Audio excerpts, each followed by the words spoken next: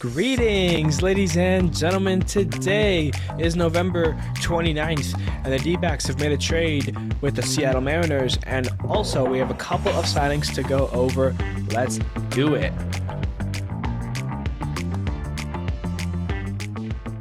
Hello, everybody. My name is Steven. This is the middle of the order. How are we doing today? It's been a while. It's been 9 days since our last episode, but not a lot was going on. I was busy with some school, so we had to wait it out a little bit. But here we are finally with another episode of the middle of the order, episode 68 on the year. So thank you guys for being here with me today. In the middle of the week, we've got some news to talk about. Where to begin? I'm not really sure. We're going to dive in. We've got a couple of signings, a trade, as well as some other baseball news to go over. So let's get things going here. And let's start by talking about how Mike Shildt will be the new Padres manager. He gets the job. Last time he managed was with the Cardinals a couple of years ago, I believe. But with Mike Shildt being hired as the Padres manager, that means all the managerial jobs that were vacant and need to be filled have been filled. So just to go over, in case you have forgotten, the Chicago Cubs, they have made Craig Counsell their new manager. The Giants have made Bob Melvin. The Guardians with Stephen Vogt. The Mets, Carlos Mendoza. The Angels, Ron Washington. The Astros, Joe Espada. The Brewers, Murphy, and now the Padres, Shildt, Mike Shildt. So we'll see what that does for the San Diego culture there. But that's kind of the first little bit of news there coming out of the week. But now let's start talking about some of the actual signings of players. And the first two are coming from St. Louis. The St. Louis Cardinals have signed Kyle Gibson to a one-year $13 million deal. And they have also signed Sonny Gray to a 3-year $75 million deal. It's $25 million AAV if it's all simple and standard out. Last episode we talked about how Lance Lynn netted a 1-year $11 million deal with the Cardinals. So all of a sudden here, St. Louis has quickly spent some money and bought kind of a new rotation. That would look like Sonny Gray as the 1, Miles Mikolas as the 2, Lance Lynn as the 3, Steven Matz as the 4, and then Kyle Gibson as the 5. Taking a look at Kyle Gibson, he did have a pretty nice year with Baltimore here, was 15-9 on the year, had a 4.73 ERA. Gave up the most hits he's ever had in a career, but he also played the most that he ever had in his career. He made all 33 starts this year, stayed healthy, 157 strikeouts.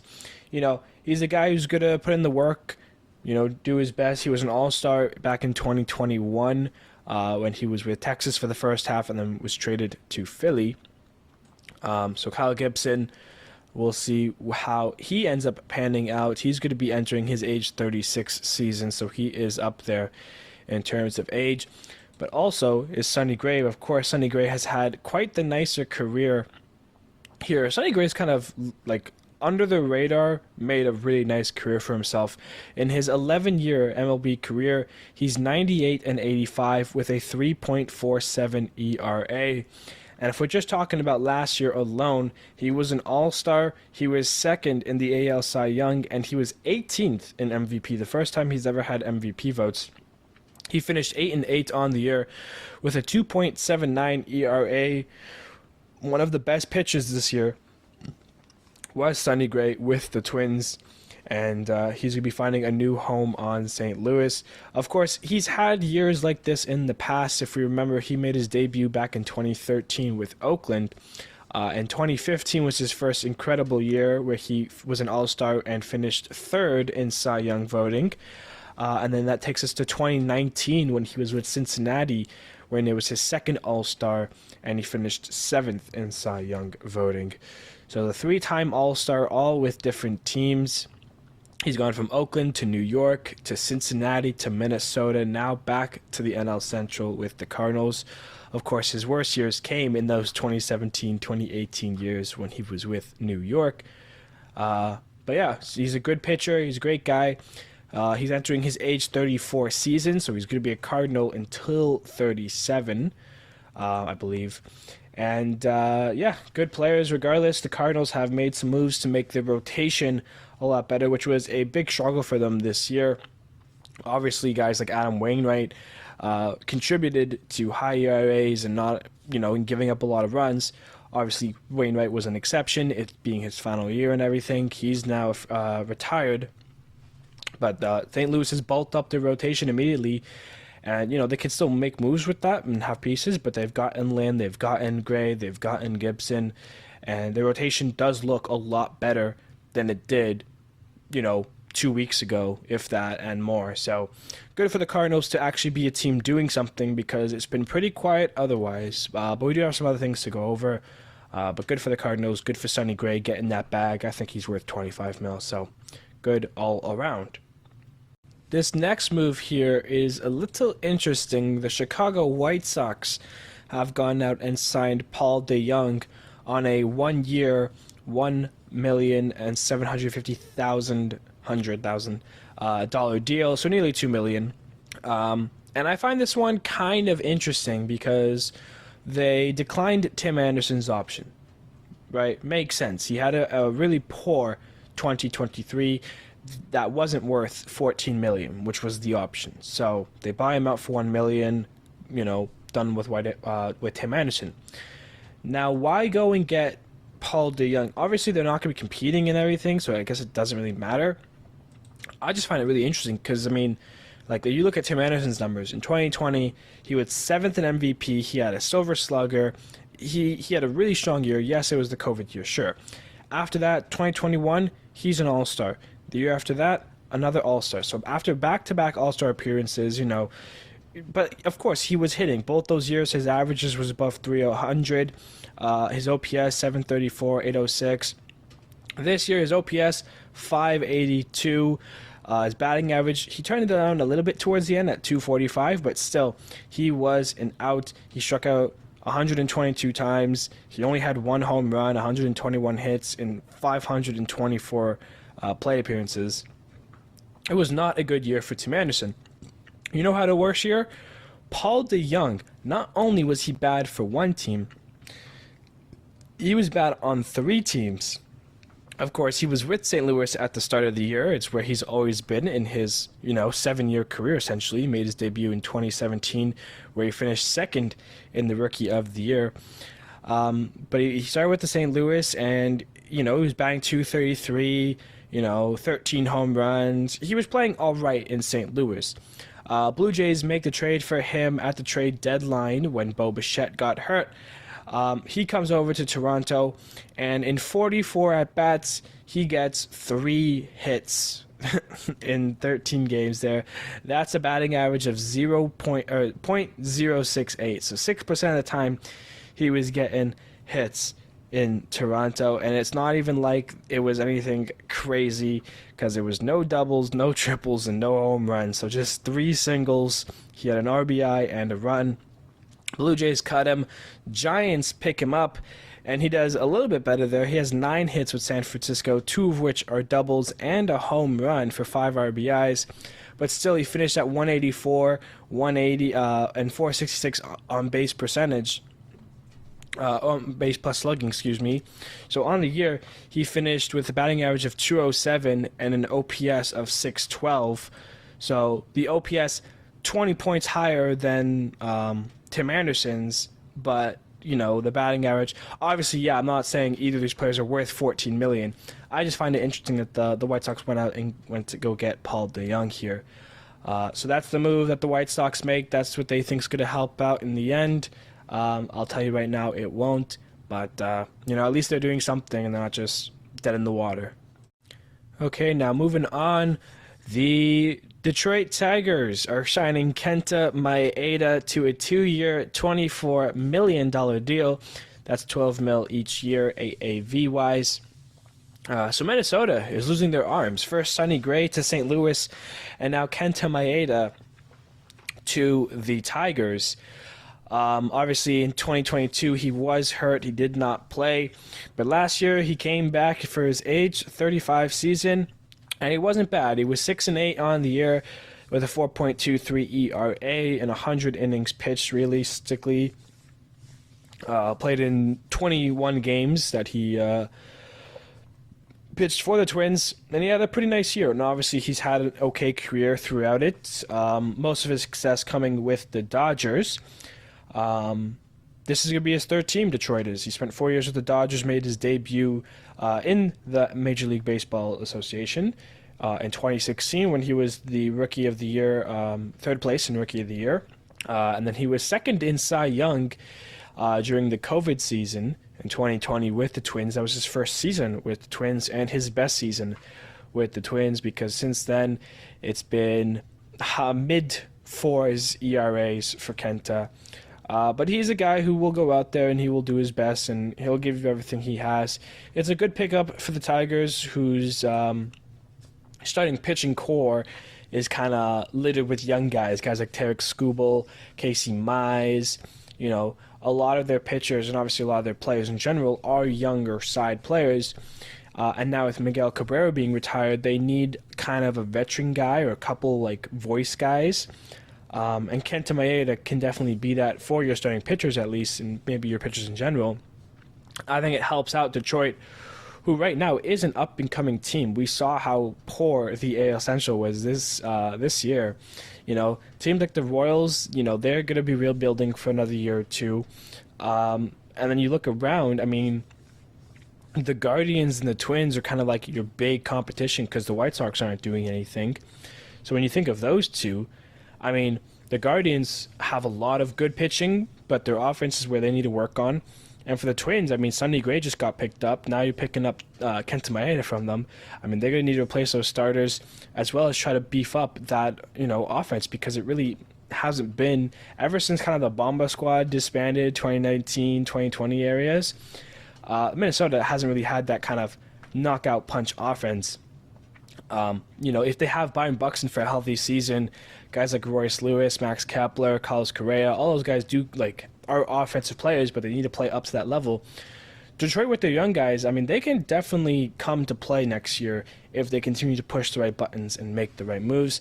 And I think Kenta Maeda is a good move for them, and I hope it pans out for Detroit because you got him for 2 years. All right. Jason Hayward, he's back with the Dodgers on a 1-year, $9 million deal. Hayward had a nice kind of turnaround after slumping for a long time with the Cubs. You know, his last 2-3 seasons with the Cubs haven't been anything special. But with the Dodgers, he kind of turned back the clock a little bit, and he had a pretty good season. Finished with 15 home runs, a .270 batting average, an .813 OPS, you know, 23 doubles. He was okay defensively as well. Like, it was a really good year for Jason Hayward. I mean, when you think about those last years with the Cubs, 204 batting average, you know, 556 on base plus slugging. You know, he really hasn't been himself or had much success, you know, since 2018, since kind of they won the ring, essentially, 2016. But he's been around and he's done a lot of good stuff in the league.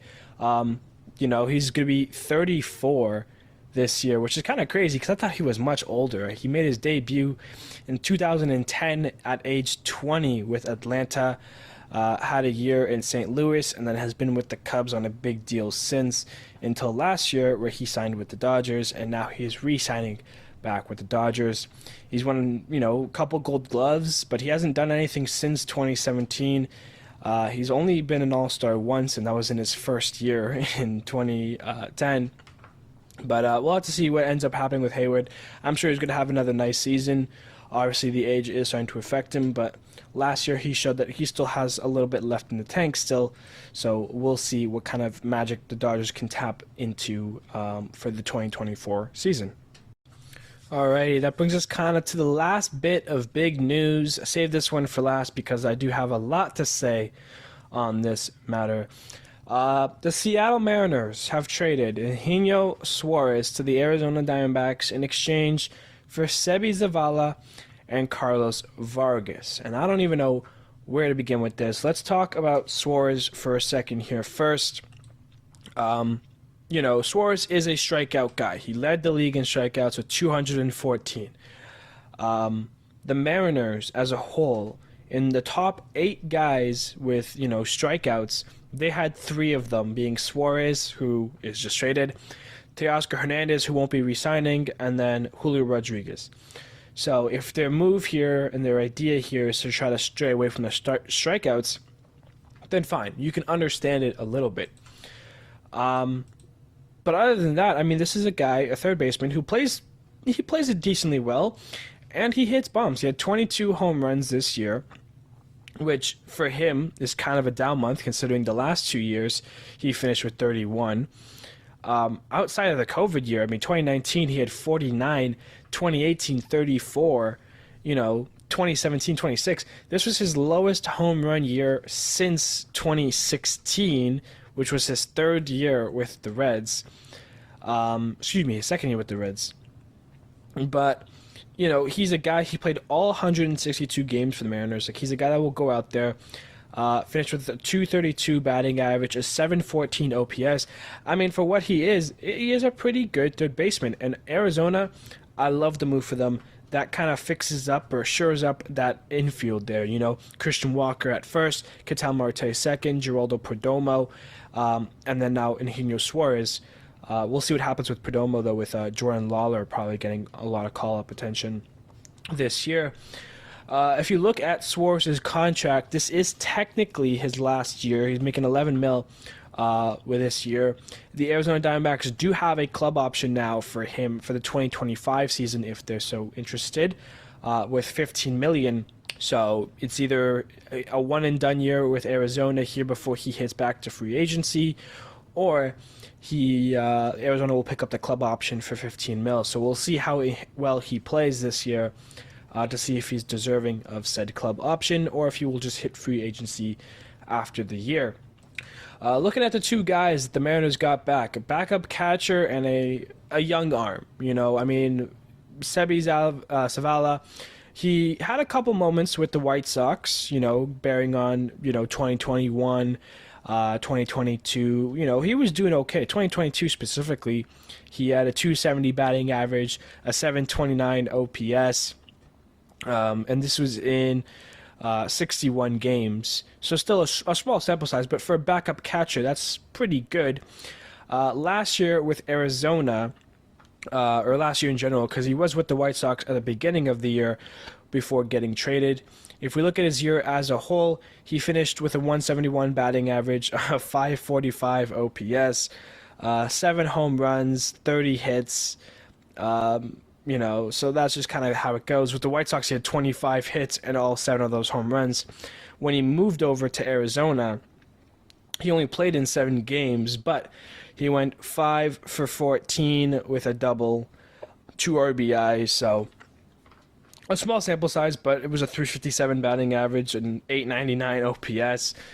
But he's not anything, crazy, right? And I mean, for Seattle, you have Cal Raleigh, so I mean, you just kind of traded your starting third baseman for a backup catcher, which makes no sense. And of course, they also get Carlos Vargas, who is only 24. Last year, he got his first taste in the majors. He only pitched in 3 games, I believe. No, he pitched in 5 games. Pitched 4 innings, and in those 4 innings, he gave up 5 hits, 2 home runs, 3 earned runs, struck out 7 guys. He is a flamethrower. He's got a fast fastball here. So the Mariners could tap him into something special, but, you're trading, a star third baseman, a guy who, was an all-star at one point. Like, Suarez is a power hitter, he's kind of like a Joey Gallo type player where there's a lot of power in his game, but there is a lot of swing and miss. And for Mariners to want to stray away from that, I understand that. But from what they got back, I mean, surely there had to have been something better at the table, or just, because, I mean, for Sebi Zavala and Carlos Vargas, like, I don't know, maybe Carlos Vargas is supposed to be this, top pitcher, that the Mariners want to get. So maybe that is something there. But it's interesting regardless. This kind of bears into the move that, or into the news I was saying about how I want to do a Paul Sewald like news talk about and why that's like the downfall of Seattle. This trade doesn't help that either. I think Seattle is going in the wrong direction here. And I mean, when you have teams like the Astros, the Rangers, like those two teams are now fighting for a division. If Seattle wants to be at that table with them, they have to go out and make some big moves here. And I mean, that's like going out and getting like Bellinger or like Chapman. Like like Matt Chapman now makes sense for Seattle if they're trying to go get him. They need to go and get a guy. And I'm talking about like a top level guy. Maybe it's Lourdes. Maybe Chapman makes sense now. Like they need to get some pitching help as well. Seattle's in a really tight position. And, like I said, with Texas, how good their team is, with the Astros still being there, even if they don't, if they can't compete with the division, when you're looking at the wild card, you're talking about one of those two teams and then all of the AL East. Blue Jays, Rays, Baltimore, Yankees, Boston, like all of them are going to be problems. So, I mean, Seattle's putting themselves in a position now where, 2 years ago in 2021, we're talking about, oh, Seattle finally has a window now. And here we are, end of 2023, and we're talking about that window's closed already. Like it doesn't bode well, especially when you just sign Julio, and like you have nice pieces, but you have to build that team. And right now, I have no idea where the Mariners are going with this after trading away Paul Sewald. So you know what? That's gonna be something I'm gonna be doing very shortly, maybe in the next episode. Talk about that whole thing and why that's the downfall of the Mariners, because I have a lot to say about that. But yeah, this trade, Arizona, big win for them, and for the Mariners, kind of a head scratcher. Still trying to wonder what they're doing over there. So, yeah. All right, now we're just gonna wrap it up by talking about some other news really quickly here.